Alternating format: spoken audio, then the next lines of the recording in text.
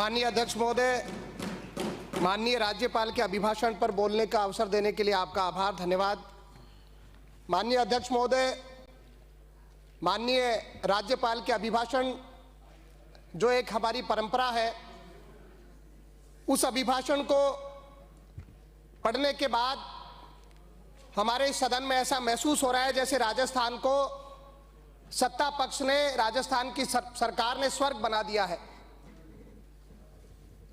2 वर्ष में 70% वादे जो सरकार कह रही है कि हमने पूरे कर लिए, उस सरकार ने अभिभाषण के माध्यम से जिक्र नहीं किया कि राजस्थान के चिकित्सा की व्यवस्था कैसी हो गई।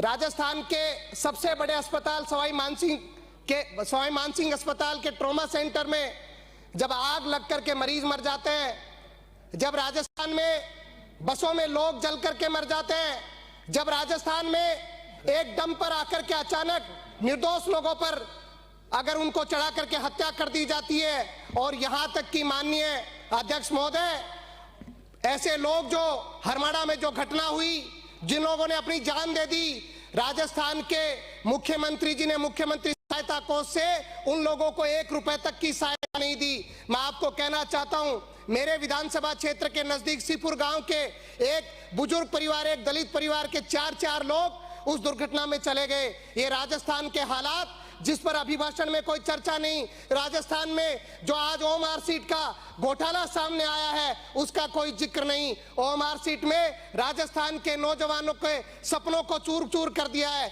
जब 12 वर्षों से जो लोग राजस्थान में कर्मचारी चयन बोर्ड आयोग में हैं, उनकी जांच होनी चाहिए, उन पूरे 12 वर्षों की जांच होनी चाहिए, एक एसआईटी का गठन चाहिए।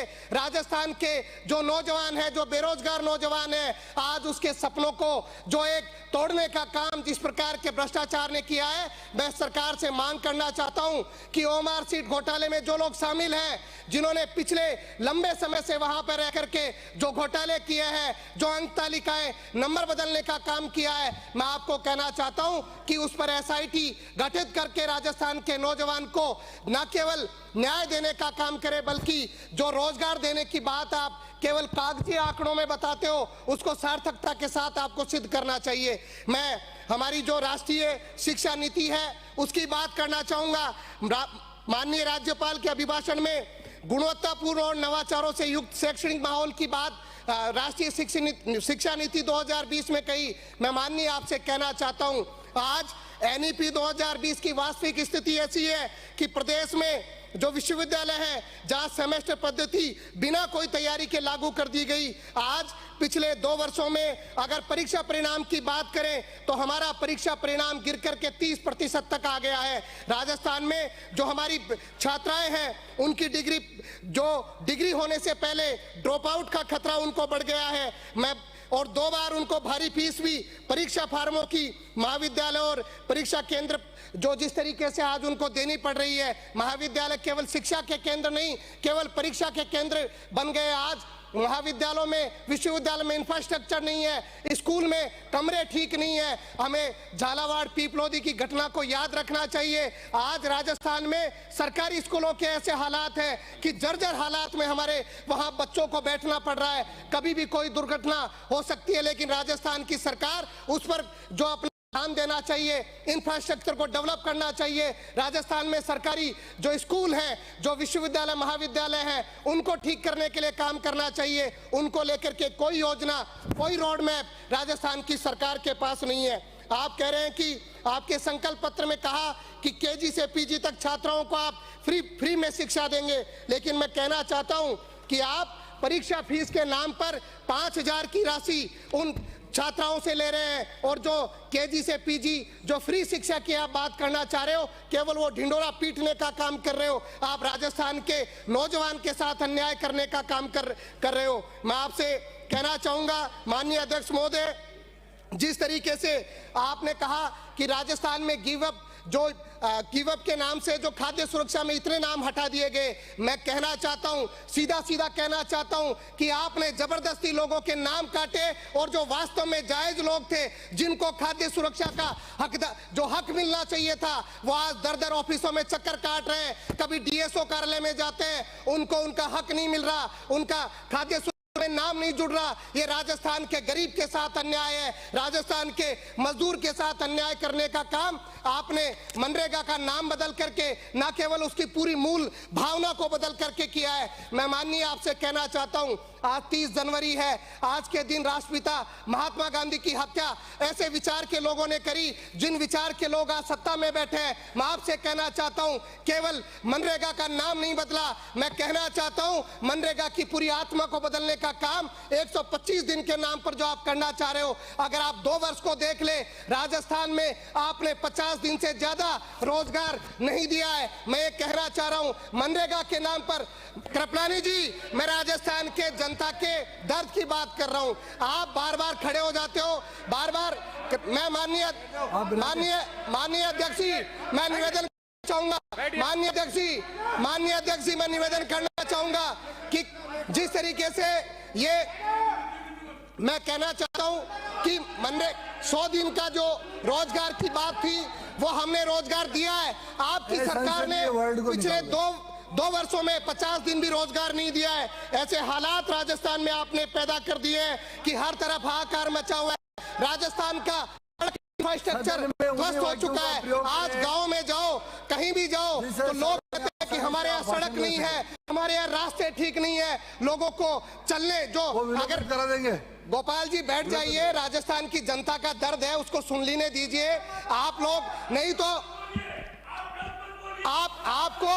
आपको थोड़ा समय लगेगा, आपको इधर आना है, आपको थोड़े दिन में इधर आना है, इसलिए आप चिंता नहीं करें, इधर आपको बैठना है।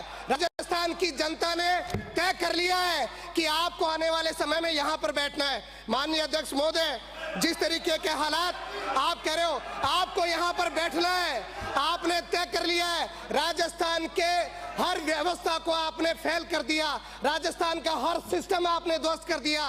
राजस्थान की सरकार राजस्थान को पीछे ले जाने वाली सरकार है। आप पशुपालकों की बात कर रहे हो कि हम अग्रणी जगह पर आ गए। आपको कहना चाहता हूं, आपका क्या योगदान है पशुपालकों में? आपने जो मुख्यमंत्री दुग्ध, जो लोगों को संबल मिलने का 5 रुपए जो प्रति लीटर मिलता था, वो भी आप समय पर नहीं दे पा रहे। आप बात कर रहे हो पशुपालक की भले की, केवल आप आंकड़े गिना करके राजस्थान की जनता को बरगला सकते हो, लेकिन जनता आपकी हकीकत जानती है। और आने वाले समय में पंचायती राज चुनाव हो, नगर निकाय के चुनाव हो, जनता आपको जवाब देने वाली है। इसलिए आप तसल्ली से सुने। राजस्थान में जिस तरीके की आप एमएसपी की बात कर रहे हैं, एमएसपी दूर की बात है, आप सही मायने में किसान की बात नहीं सुन पा रहे, किसान के दर्द को नहीं समझ पा रहे। आज किसान को डीएपी यूरिया के लिए पुलिस के डंडे खाने पड़ रहे हैं, आज किसान को जगह जगह भटकना पड़ रहा है, कतार में लगना पड़ रहा है।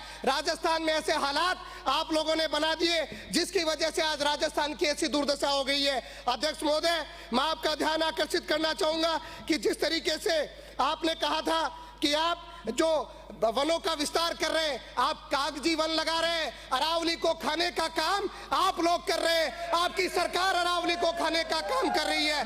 20 नवंबर को जो सुप्रीम कोर्ट का जजमेंट आया और 100 मीटर से जो नीचे की जो पहाड़ी को लेकर के आपने बात जो कही, मैं आपको कहना चाहता हूं कि आपने जब स्टे हुआ 29 दिसंबर को, उससे पहले राजस्थान की जनता के सामने हकीकत बताएं कि कितने पट्टे अरावली में आपने जारी करे। आपने ऐसे हालात इस राजस्थान में बनाए हैं। आप पूरी वन व्यवस्था को ध्वस्त करना चाहते हैं, राजस्थान के पहाड़ खाना चाहते हैं। राजस्थान में बजरी माफिया आपके राज में पनपा है, हर प्रकार का माफिया आपकी सरकार में पनपा है। आज कानून व्यवस्था ध्वस्त हो चुकी है, दलित आदिवासी हर व्यक्ति के साथ अन्याय अत्याचार हो रहा है। राजस्थान का ऐसा हाल आप लोगों ने 2 वर्षों में किया है और आप गुणगान कर रहे हैं कि आपने संकल्प पत्र के 70% वादे पूरे कर दिए। इस राजस्थान की अगर दुर्दशा सही मायने में करी है तो आप लोगों ने करी है, उसके जिम्मेदार आप हैं। और जिस तरीके की बात आप हर जगह पर नौकरी देने की बात कर रहे हैं, आप विज्ञापन सही तरीके से निकाल नहीं रहे,